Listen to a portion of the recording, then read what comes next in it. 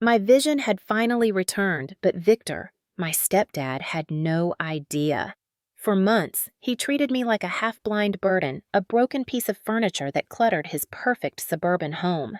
He thought I couldn't see the sneer on his face when he told my mother I was useless, or the way he slipped his hand over her shoulder as if claiming both her and the house as his territory. He thought my silence meant weakness. That night in the kitchen proved him wrong. The hum of the refrigerator filled the silence, and the dim light over the stove threw his shadow long across the counter. My stomach twisted with the memory of the sudden pain that had wrecked me a week earlier after eating something he had prepared. He had played it off as bad leftovers, patting my shoulder with a false gentleness, whispering, "Accidents happen." But my instincts screamed otherwise. I sat quietly at the small table, my hands folded in my lap, pretending to be half-blind, pretending not to notice him standing at the counter with his back to me. That was when I saw it. Victor pulled a small glass vial from his pocket no bigger than his thumb and tipped a white powder into the steaming bowl of chicken soup he'd ladled out for me. My breath caught in my throat. The powder dissolved instantly, his spoon circling the liquid with practiced efficiency. It was not hesitation, it was ritual. A rehearsed motion he had likely repeated before. Then, as if savoring the cruelty, he whispered, "Blind little girls don't need to know what's in their food." My pulse hammered in my ears, but I kept my face blank, eyes lowered, as if I saw nothing. He placed the poisoned bowl on the table at my usual seat. My usual seat. He had thought of everything down to the smallest detail. When he turned away to slice bread, I moved. The world sharpened into crystal clarity, my hand steady, my body calm, the training of survival kicking in, though I was not a soldier, but a daughter fighting for her life. I switched the bowls, his for mine for his, in one smooth, silent motion. By the time he turned back, I was still seated, still docile, as if nothing had changed. He slid the plate of bread between us, nodding toward my bowl, his eyes gleaming with a predator's satisfaction. "Eat," he said softly. I lifted the spoon with trembling fingers, heart slamming against my ribs, and forced a smile. He believed I was still blind, still weak, still under his control. But as he lifted his own spoon toward his lips, I knew this was only the beginning, and if he realized what I had done, the night could end in blood. The first bite of soup slid down my throat like liquid fire. My stomach seized almost instantly, twisting into knots so sharp I thought my insides were tearing open.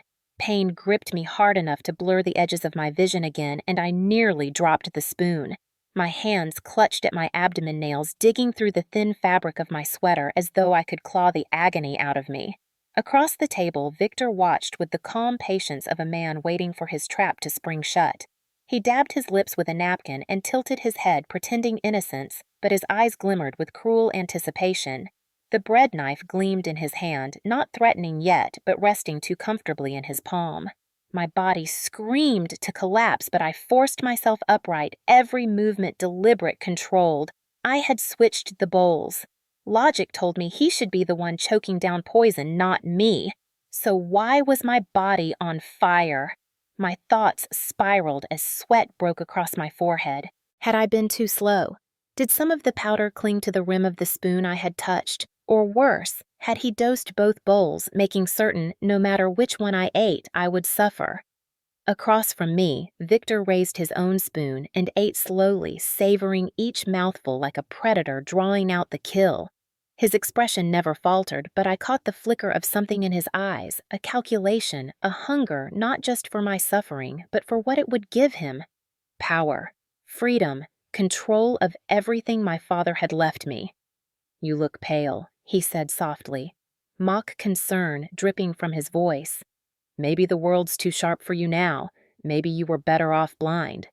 His words landed like blows. He wasn't feeding me because he cared. He was feeding me because he wanted me gone. Every shudder, every gasp was proof to him that his plan was working. My mother's footsteps echoed faintly upstairs, the faint rustle of her moving about, oblivious to the storm brewing below. I opened my mouth trying to answer, but only a broken groan escaped. The spoon clattered from my hand and struck the table. Victor leaned forward slightly, the corners of his lips tugging upward. He looked almost satisfied, like he'd finally solved a long-standing problem. "Don't worry," he murmured. Soon all this pain will end, and your mother, she'll be taken care of." His words sliced through the haze. This wasn't random cruelty.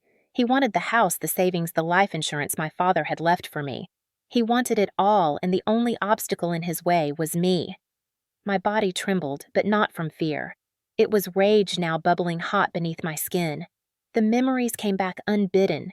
Years of him calling me useless, reminding me that I was a guest in a house that had been mine before it ever belonged to him, mocking me for failing to live up to his impossible rules. My chest heaved as I forced myself to breathe through the pain. He didn't know my vision had returned. He didn't know I'd seen everything, the vial, the powder, the way he stirred it in like a man rehearsing murder.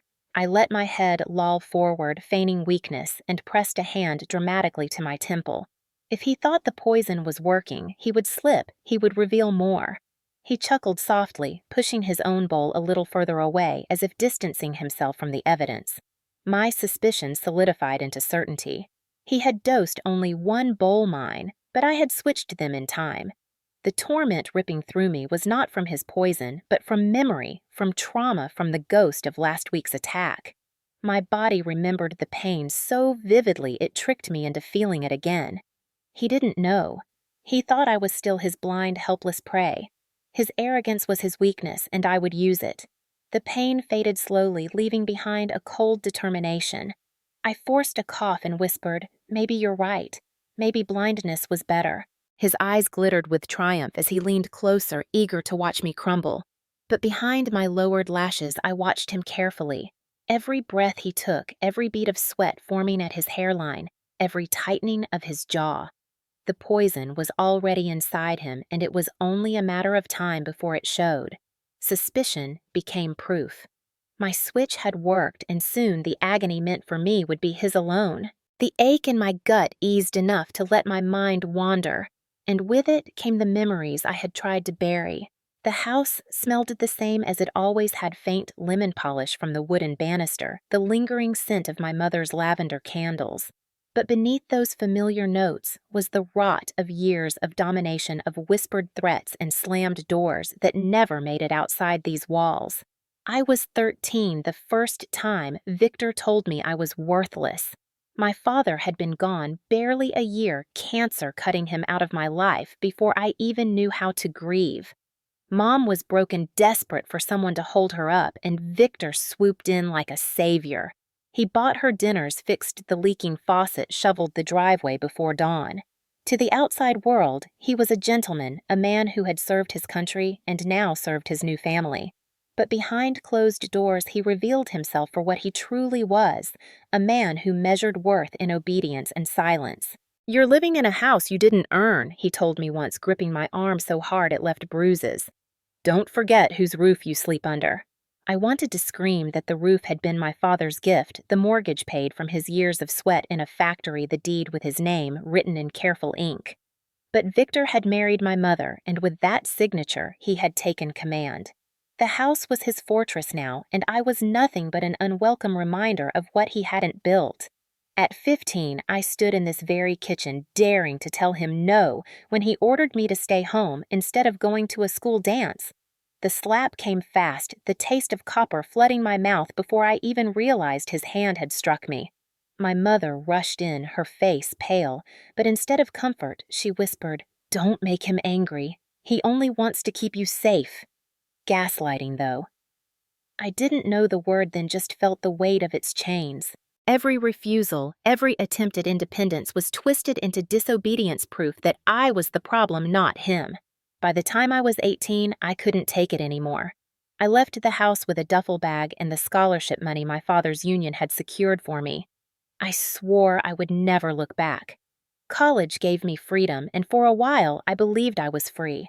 I built a life miles away in a tiny apartment with peeling paint, but no raised voices, no slammed fists on the table. But life is cruelly circular. The accident happened 2 years ago, a car spinning out of control on black ice glass, shattering like 1,000 knives.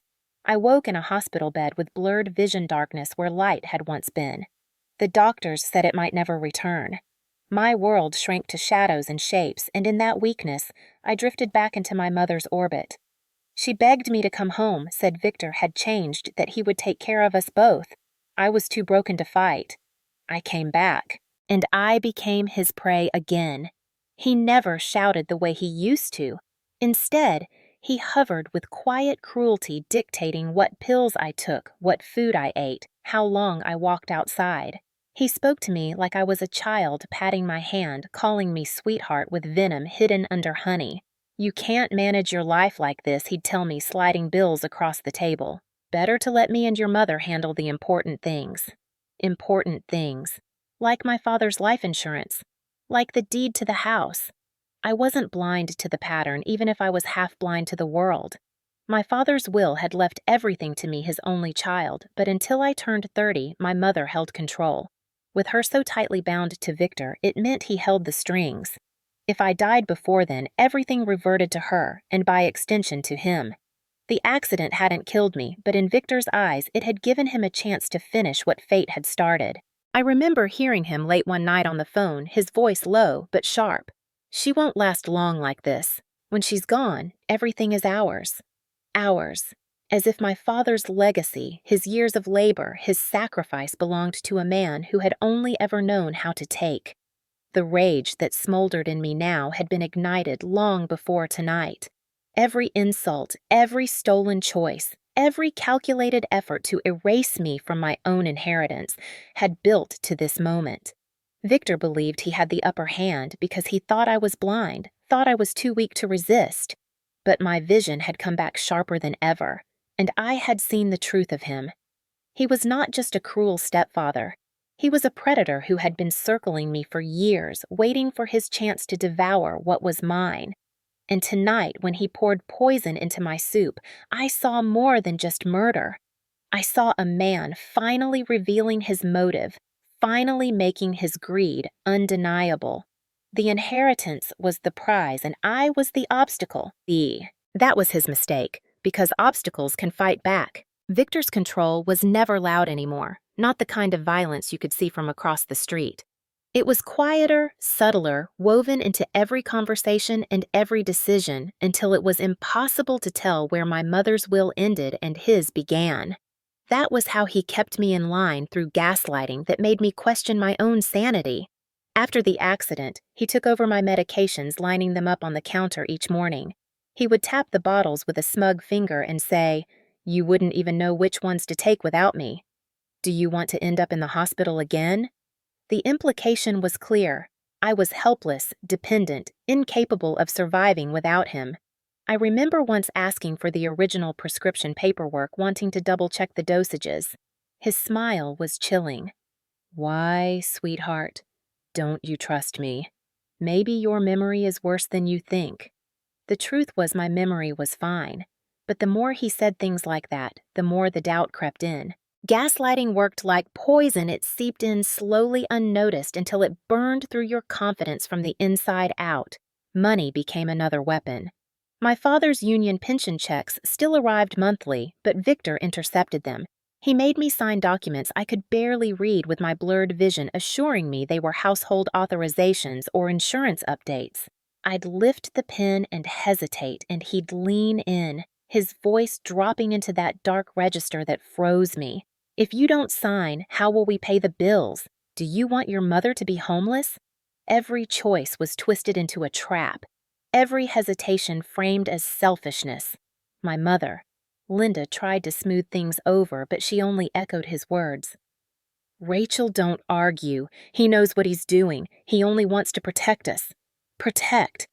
That word made bile rise in my throat. Protect from what? From the freedom to make my own decisions, from the inheritance my father had left for me. At night, I heard Victor in the study drawers, sliding open papers rustling. Once, I caught a glimpse of my father's will spread across the desk. Victor's thick hand hovering above it as though he could will the ink to rearrange itself. He looked up and caught me in the doorway, my eyes narrowed despite the shadows. His smile was a razor. "Go back to bed. You need rest." His tone suggested something else, that I needed to stay out of his business if I valued my safety. Every day he tightened the leash. He dictated what I wore, criticizing colors that made me look sick. He timed my walks, warning that too much exertion would strain my fragile condition.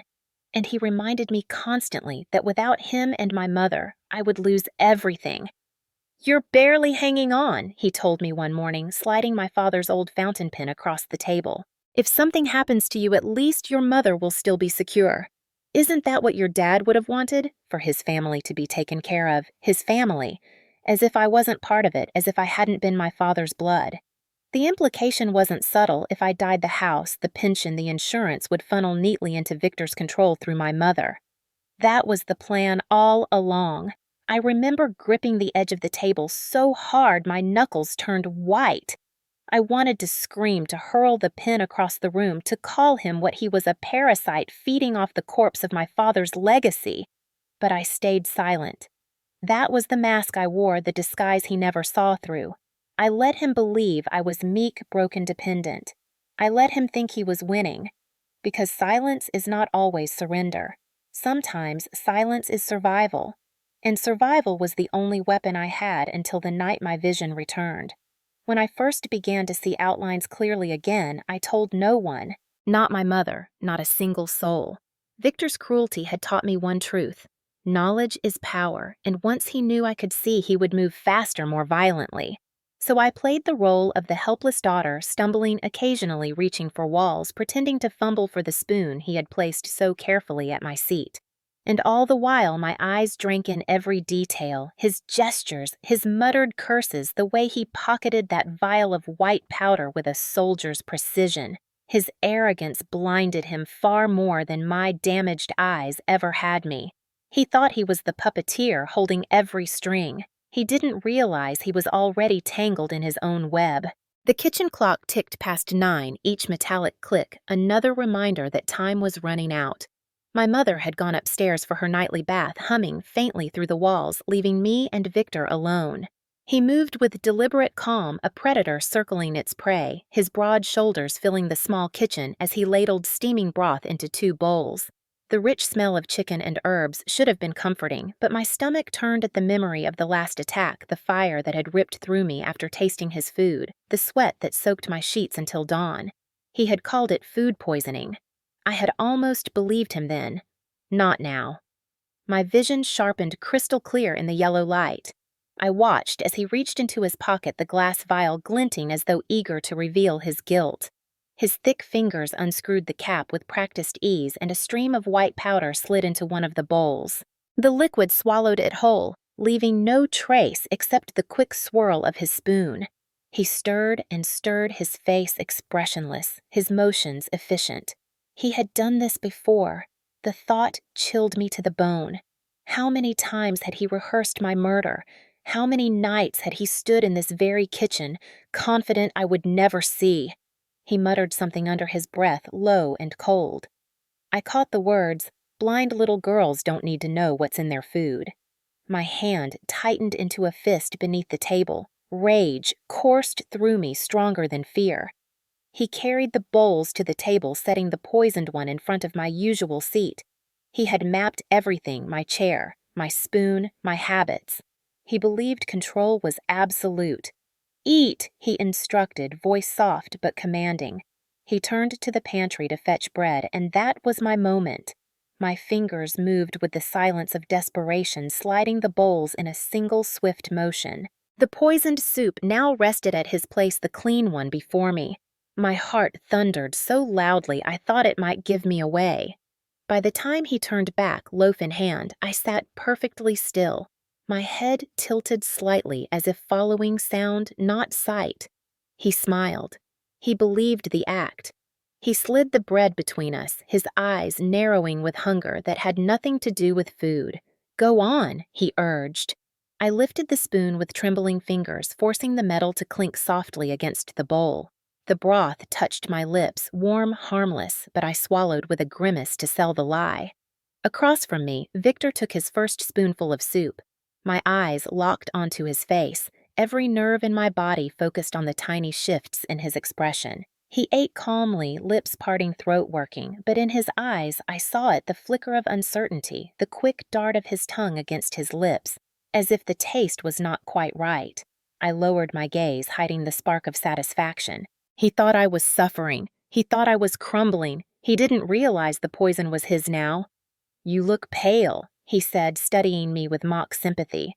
"Maybe your stomach is weaker than you thought. Maybe you were better off blind."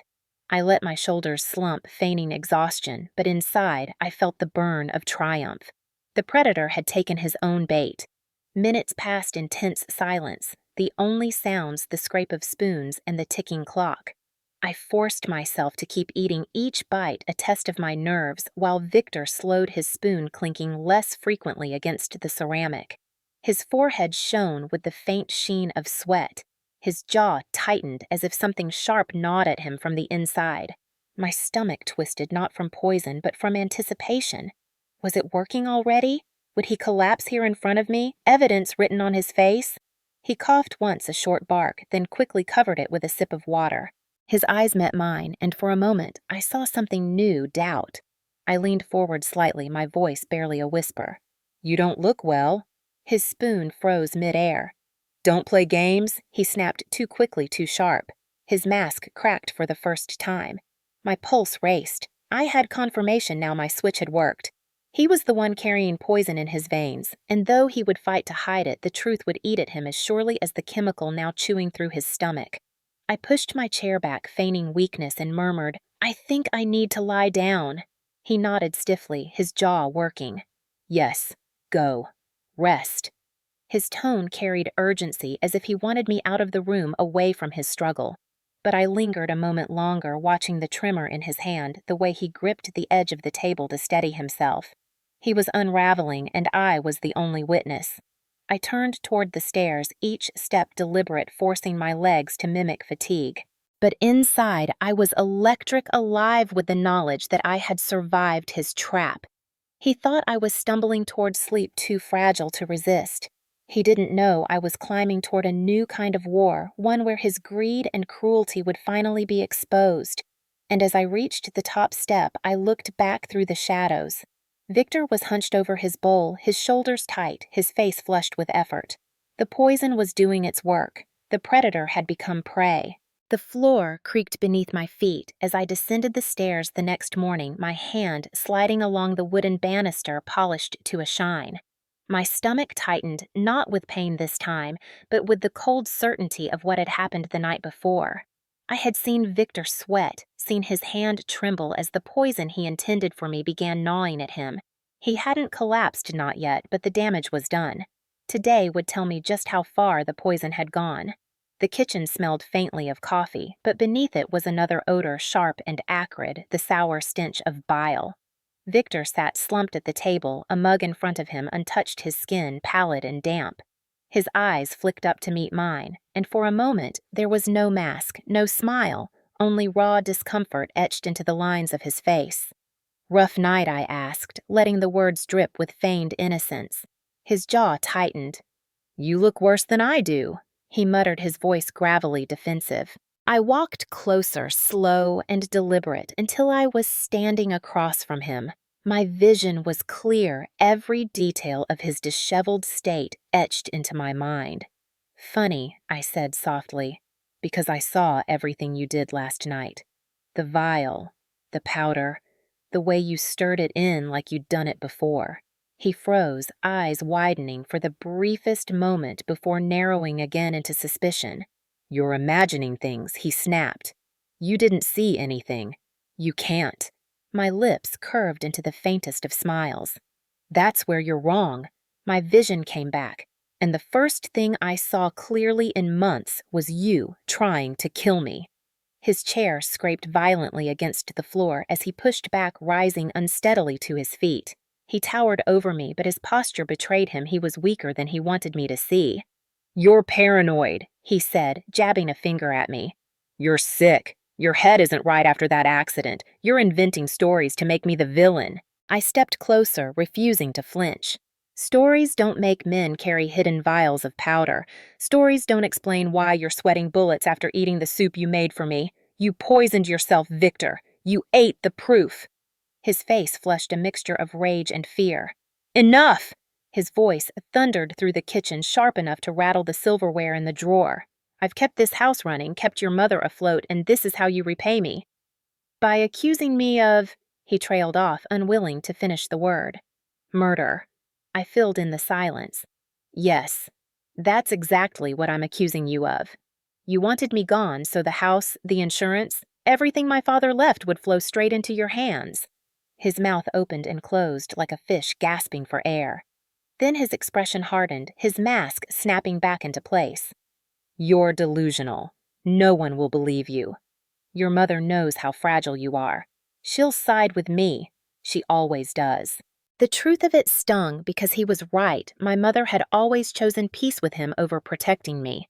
But I no longer trembled under that reality. I leaned in so close I could see the flecks of sweat along his temple. Maybe she'll believe you. Maybe not. But I don't need her to believe me. I've been watching, recording, keeping track. You're not as careful as you think. His eyes flickered, betraying the crack in his composure. He stepped back, pacing now, his hand raking through his thinning hair. You don't know what you're talking about, he muttered, but his voice lacked the certainty it once carried. I pressed harder. I saw you last night, Victor. I saw you put that poison in my soup, and I saw you eat it yourself when I switched the bowls.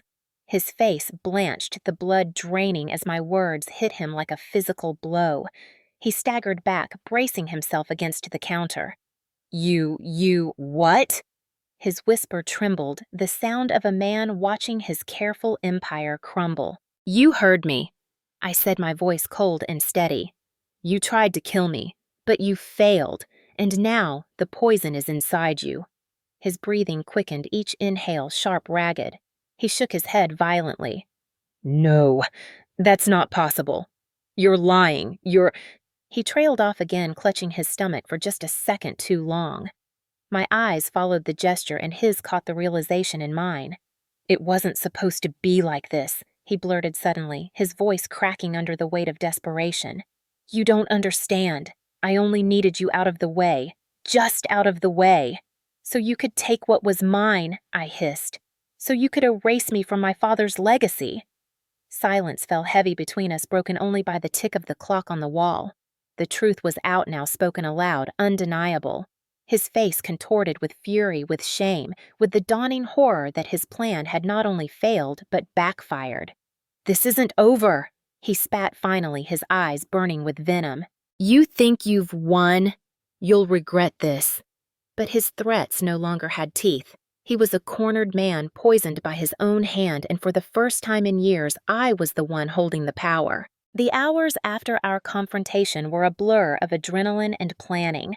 For the first time in years, I wasn't just surviving Victor's control, I was plotting against it. I knew words alone would never be enough. He would twist them, spin them into lies, convince my mother and anyone else who would listen that I was delusional, unstable. He had spent years planting that narrative, watering it with gaslighting until even I sometimes doubted myself. If I wanted justice, I needed proof, undeniable, irrefutable proof. So I turned my bedroom into a war room. While Victor sulked downstairs nursing his hidden pain, I pulled out the small collection of tech I'd managed to keep from him. A second-hand smartphone with a cracked screen, a tiny audio recorder I'd bought years ago for college lectures, and a pair of old nanny cams I had hidden in a box of clothes. My hands shook as I set them up, not from fear, but from the magnitude of what I was doing. Every corner of the kitchen, the study, even the hallway outside my mother's room, soon all of it would be watching him. Watching and listening. He had called me blind, helpless. He had no idea that blindness had sharpened every other sense. Now, with my vision back, I would see more than ever. The first recordings came easily. Within days, I captured him rifling through my father's will again, muttering to himself about how much longer he'd have to put up with me. I caught him on the phone, voice low and tight, saying, "Once she's gone, the paperwork will be clean. No contest." Each phrase was a knife, but also a gift. It was evidence ammunition. The lawyer came next. His name was Mark Reynolds, a man my father had trusted years ago to help draft the original will. I remembered him dimly from childhood, a tall man with kind eyes who had always spoken to me like I mattered. I found his number in my father's old files and dialed, my heart pounding as it rang. When his voice came on the line, steady and professional, I nearly broke down. "Mark, this is Rachel Moore. I need your help. It's about my stepfather. He's trying to kill me for the inheritance." Silence followed, heavy and skeptical, but then his tone softened. "Rachel, slow down. Tell me everything." I did. Every detail, from the soup to the vial to the recordings I had started collecting.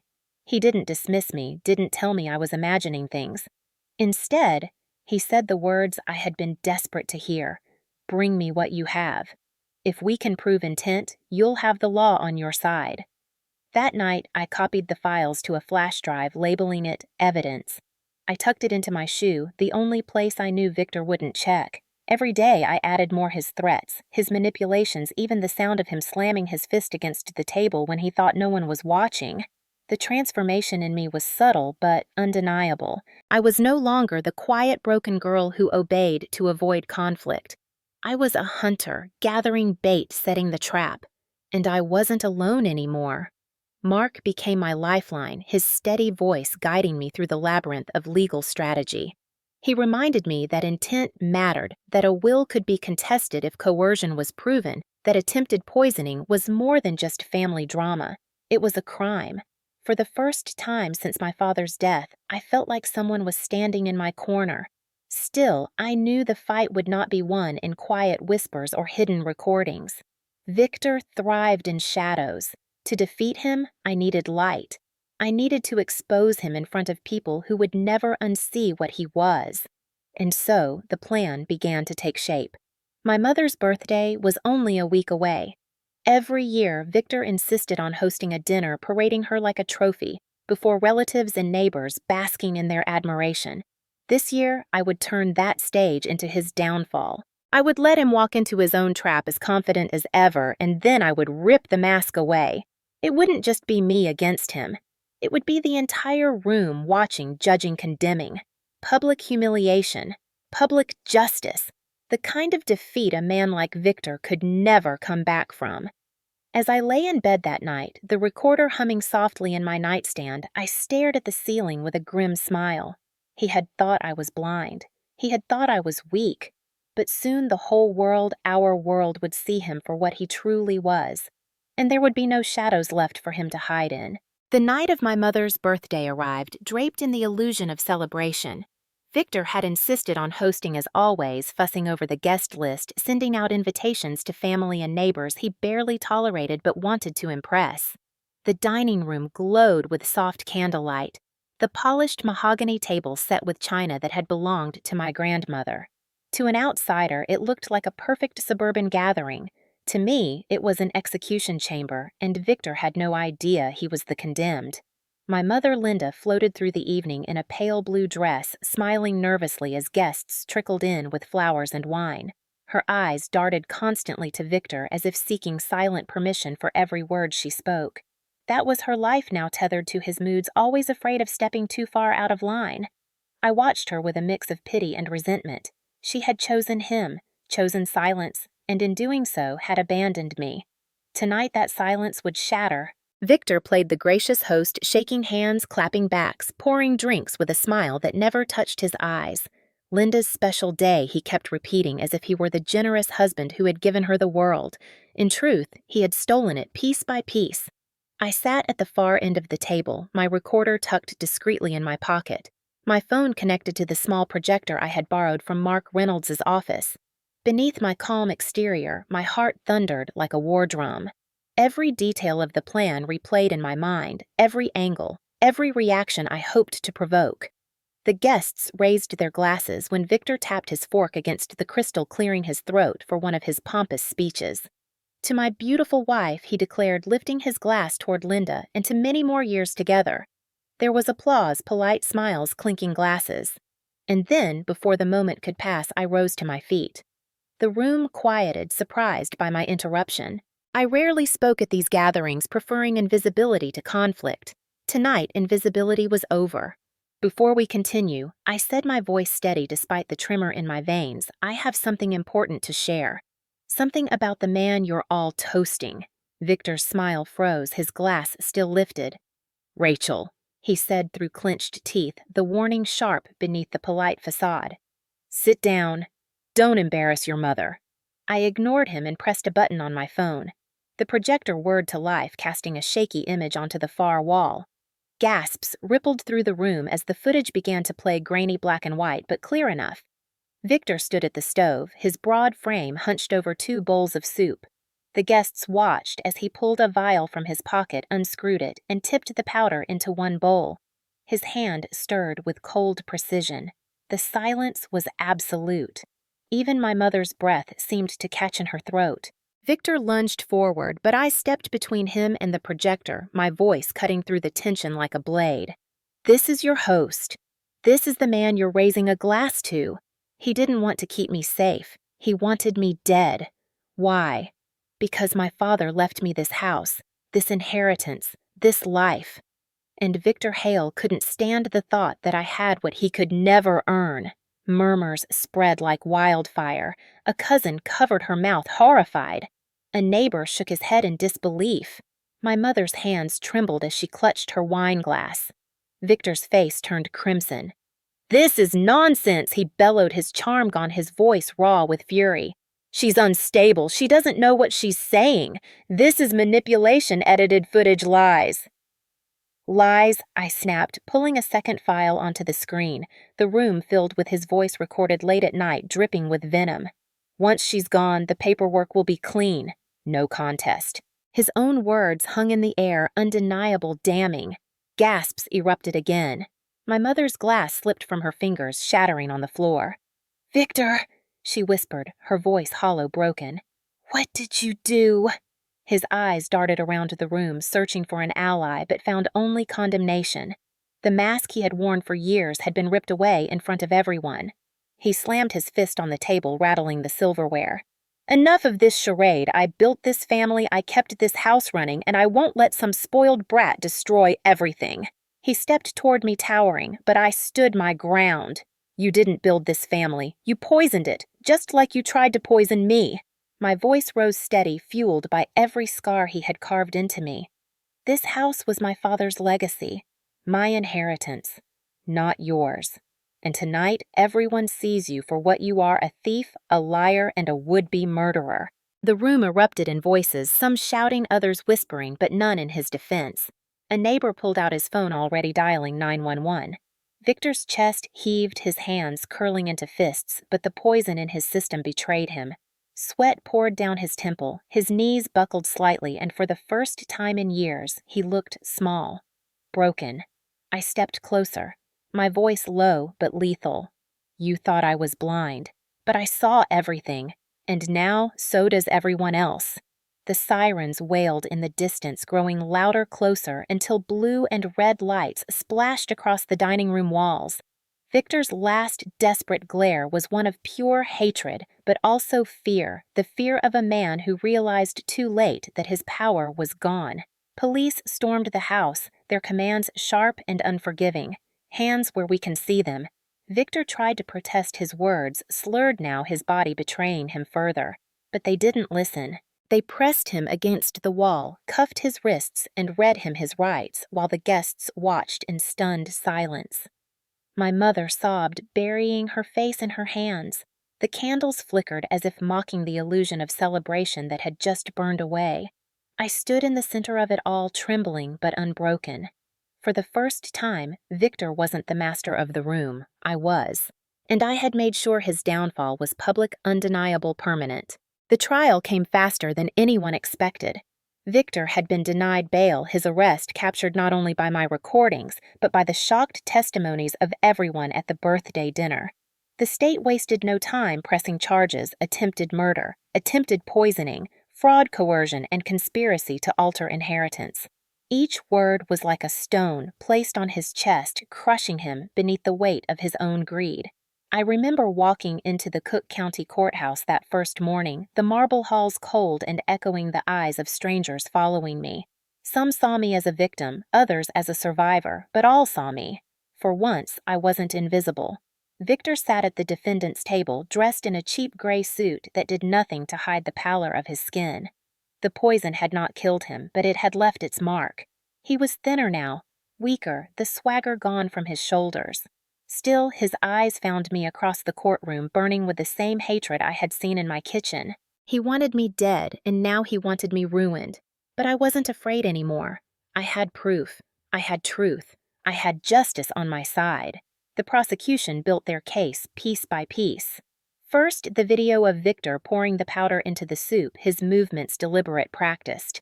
The jury leaned forward, expressions hardening as they watched. Then came the audio recordings, his voice low and cold.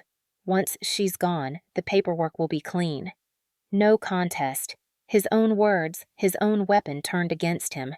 Family and neighbors testified, their voices trembling as they recounted the birthday dinner, the shock, the fear, the sirens.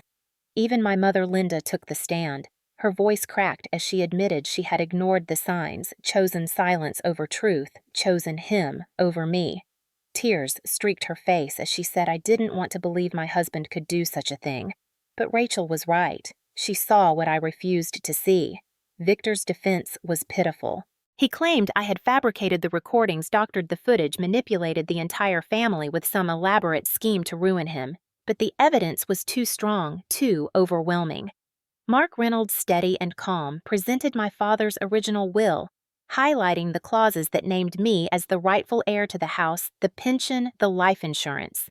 He explained how Victor stood to gain everything if I died before 30, how motive and opportunity lined up too perfectly to ignore. The jury didn't look at Victor as a victim of lies. They looked at him as a predator caught in his own snare.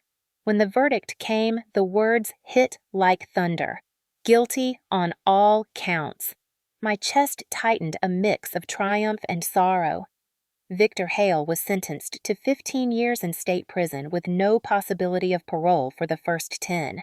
He would rot behind bars, stripped of the power he had clung to for so long. The courtroom buzzed with whispers, the gavel striking again and again to restore order. I sat still, my hands folded in my lap, my breathing shallow. It was over. The man who had stolen my mother's love, who had tried to erase me from my father's legacy, who had poured poison into my soup with his own hand, he was finished. Yet victory felt heavier than I expected. My mother refused to meet my eyes as Victor was led away in handcuffs. She wept quietly, whispering his name, as though she were losing a man she still loved. In that moment, I realized I had lost her too. She had chosen him for so long that even now at his end, she clung to him. But I had no tears left for either of them. After the trial, Mark met me outside the courthouse, a folder in his hand. "It's all official," he said, his voice firm. "The will stands. The house, the pension, the insurance, all yours now. Victor has no claim, and neither does your mother. She signed her rights away when she stood by him." I took the folder, its weight both crushing and liberating. My father's legacy was safe finally, but it had come at the cost of my family. Still, I reminded myself some families destroy, others heal. I had to choose which kind I would build for myself. Reporters swarmed me on the courthouse steps, cameras flashing, microphones thrust forward. "Rachel, how do you feel about your stepfather's conviction?" one shouted. I paused, the words settling heavy on my tongue before I spoke. "Justice was served," I said clearly. "But justice doesn't heal the scars left by years of control and silence. My father left me a legacy, and I will honor it not by hoarding it, but by protecting others who can't protect themselves. That's the only way his death and this nightmare can mean something." The cameras clicked furiously, but I didn't linger. I walked away past the marble pillars, down the courthouse steps, into a future I had carved with my own hands. Victor was behind bars, his power broken. My inheritance was mine again, untouched, uncorrupted. And though I had lost a mother to silence, I had found my own voice. The weeks after Victor's sentencing passed in a haze of quiet, the kind of silence that felt different than before. No more lurking footsteps in the hallway, no more heavy presence hovering behind every decision. The house, once suffocating, seemed to breathe again, though its walls carried memories I would never fully erase. I walked from room to room, fingertips trailing along familiar surfaces, the mantel where my father's photograph still stood, the creak in the stair that had always given me away when I snuck downstairs as a girl, the window where I had once stared out into the dark, wondering if escape was possible. Now escape was no longer a dream. It was reality. Mark helped me finalize the paperwork, transferring everything into my name with the ink of my father's will standing unchallenged. The house, the pension, the insurance, all of it legally mine. Yet as I held the documents in my hands, I realized the money meant less to me than the freedom they represented. Victor's control had been about more than inheritance. It had been about power, about erasing me. He had failed. My mother never called after the trial. She slipped into silence as though choosing absence was easier than facing the truth of what she had enabled. That loss cut deep, but in time I learned to accept it. Blood ties mean nothing when loyalty is absent. Sometimes family is chosen, and I began to choose mine. I donated a portion of my father's pension to a shelter for women escaping abusive homes, women who had lived their own versions of my story. When I walked into the shelter for the first time carrying boxes of food and supplies, I saw their eyes the mixture of fear, defiance, and fragile hope. In them, I recognized myself. I spoke to them not as a benefactor, but as a survivor. "You are not crazy," I told one woman, trembling as she recounted her husband's words. "Gaslighting makes you doubt yourself, but the truth is yours. Hold on to it. It can save your life." Slowly, I built a new circle around me. Friends who valued honesty, colleagues who respected boundaries, neighbors who offered kindness without strings. I even joined a support group for survivors of family abuse, where stories flowed like rivers of pain, but also of resilience.